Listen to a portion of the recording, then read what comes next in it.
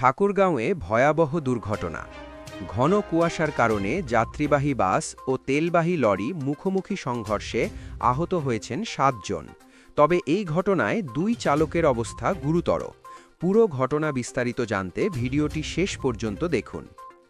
ঘটনা ঘটেছে বৃহস্পতিবার সকাল ৬:৩০টার দিকে সদর উপজেলার জগন্নাথপুর ইউনিয়নের বড় খোঁচাবাড়ি এলাকায়।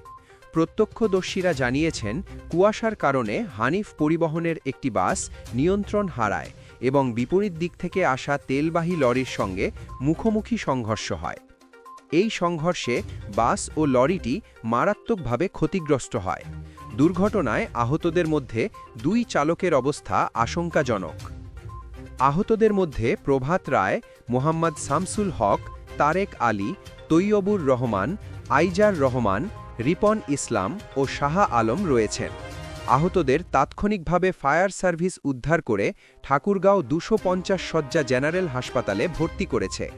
চালক মোহাম্মদ শামসুল হকের অবস্থা গুরুতর হওয়ায় তাকে রংপুর মেডিকেল কলেজ হাসপাতালে স্থানান্তর করা হয়েছে। অন্যদের প্রয়োজনীয় চিকিৎসা প্রদান করা হচ্ছে।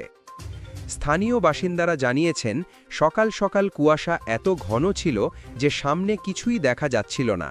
হঠাৎ বিকট শব্দ শুনে তারা ছুটে এসে আহতদের উদ্ধার করেন।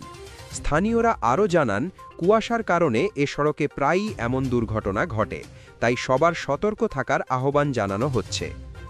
ঠাকুরগাঁও সদর থানার ভারপ্রাপ্ত কর্মকর্তা মোহাম্মদ মনির হোসেন জানিয়েছেন, দুর্ঘটনার খবর পেয়ে পুলিশ ঘটনাস্থলে পৌঁছে যান চলাচল স্বাভাবিক করেছেন।